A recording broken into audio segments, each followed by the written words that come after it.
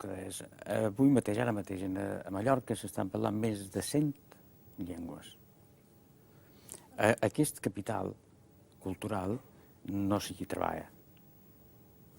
No hi ha cap voluntat de treballar la diversitat, perquè el seu concepte és monolític. I si el seu concepte en tot és monolític, difícilment entraran en dinàmiques de parlar de diversitat. I diversitat no vol dir diferència. I això és una cosa que sempre convé dir-ho. Són diversos. Les persones cridades o bé per benestar, diríem, mediambiental, per benestar climàtic, o bé que venen aquí per motius familiars, és a dir, aquesta immigració laboral o aquesta immigració, diríem, de lleure, allò que han de trobar aquí són les arrels. Una persona que vulgui fer de Mallorca la seva llar no pot viure d'esquena a la personalitat d'aquest poble. Perquè si pretén viure sense mantenir aquest contacte, viurà una realitat virtual. No tocarà a terra. Per tant, tractar la diversitat i tractar la personalitat d'aquest poble nostre és dir, molt bé, tots els que venguin ens han de conèixer com som i han de conèixer la nostra llengua. Entre ells, quina llengua de relació han de tenir? La pròpia? I per què ha de ser la pròpia? Perquè ho diu l'Estatut, ho diu la llei de normalització lingüística, ho diu tot. Perquè la llengua pròpia s'ha de preservar. I les administracions públiques han de fer tot allò possible, perquè ho diuen les lleis, no perquè ho digui l'obra cultural on dic jo. La llei diu que la llengua vehicular d'aquestes illes, tant a nivell social com a nivell educatiu, ha de ser la llengua pròpia, la llengua catalana. Per tant, és així de clar. A tota persona que ve aquí se li ha de fer veure i se li ha de demostrar i se li ha de dir, mira, aquí, aquesta terra, té aquesta personalitat i aquesta terra parla aquesta llengua. No com una, diríem, sí, com qui diu, una cosa folclòrica, una cosa molt viva. O vestir sevillanes. Sí, de tota manera, també parlam, i jo m'apareix bé aquesta reflexió que feies, també parlam de convivència en el final. És a dir, jo coincideixo un poc, és a dir, nosaltres durant anys se mos ha dit que per sortir fora necessitàvem el castellà. Ara ha resultat que, bé, que mos deien mentides perquè ara realment necessitam l'anglès. En el final s'estan fent polítiques sobre un tema tan important com la llengua, la cultura, l'educació mateix, s'estan fent polítiques espúries, polítiques el que li agrada sentir a la gent o el que pensen que se pot fer una demagògia ràpida i barata. Però el plantejament no hauria de ser aquest, hauria de ser un plantejament de futur. És a dir, ja, molt bé, tenim aquí 100 llengües diferents, 100 cultures diferents, 100 maneres de veure el món diferent.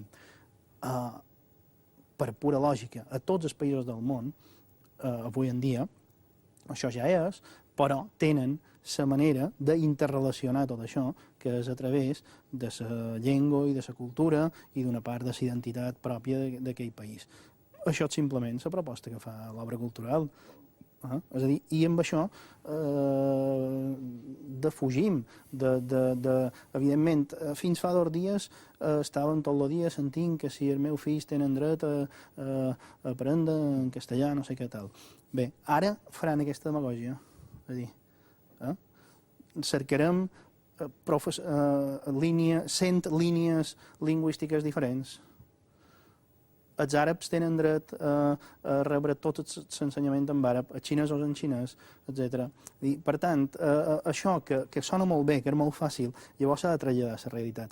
I l'obra parla des d'aquesta realitat, des de la gestió del dia a dia i des de veure que aquestes propostes demagògiques que queden molt bé són impossibles i que, per tant, s'han de fer el que fa la resta del món.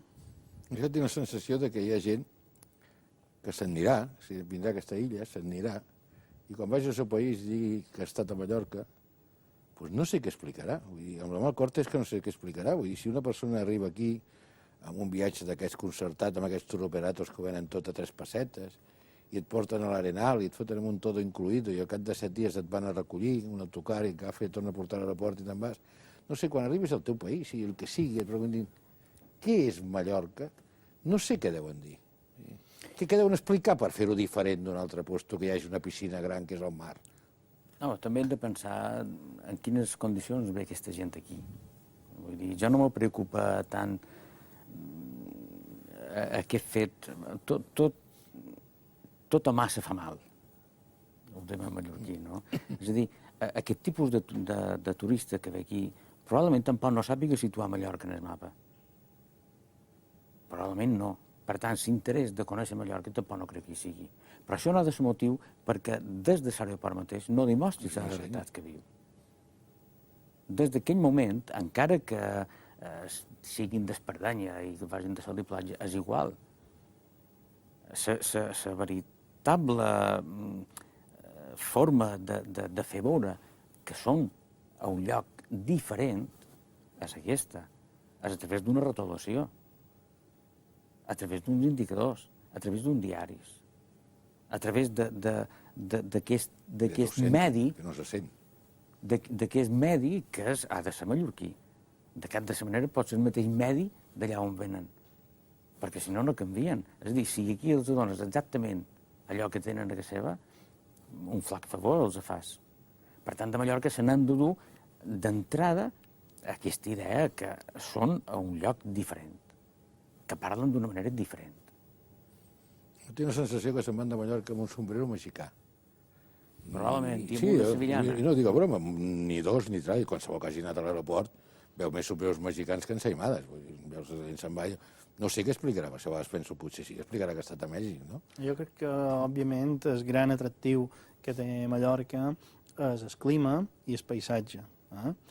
I altres bandes no tenen ni un clima tan interessant ni un paisatge tan extraordinari, no? Però tenen altres motius pels quals visiten-los, no? Jo he anat a altres bandes i sempre m'ha fet la sensació que una cosa és el que te du allà i l'altra és després el que ells aprofiten per mostrar-te, no? Jo, per exemple, el darrer viatge que he fet a Irlanda, ells probablement allà un dels atractius, paradoxalment, és l'idioma, és anar a aprendre anglès. Una vegada te tenen allà, a una acadèmia d'aprendre anglès, t'expliquen molt bé que allà tenen una altra llengua pròpia, que és el gaèlic, t'expliquen la seva història, en fi, de 1916, de les revoltes, de tot això, no? Per tant, crec que en aquest cas a Mallorca hi hauria aquí tot un filó molt interessant i crec que potencialment molt gran de demostrar la riquesa de la nostra cultura, de la nostra poesia mateix, dels nostres pintors, en fi, donar a conèixer tot això i mostrar que de vora una platja extraordinària, de vora un clima fantàstic, també hi pot créixer una cultura tan interessant com a mínim com les altres i tan digna de conèixer com les altres. Em fan senyal, 30 segons. Suposo que guanyi qui guanyi, 4 anys més de lluita. 4 anys més de serir. I això l'obra ho té claríssim. Lògicament serà més fàcil amb un resultat que amb uns altres, no? Sobretot tenint en compte el que ha passat aquests darrers 4 anys.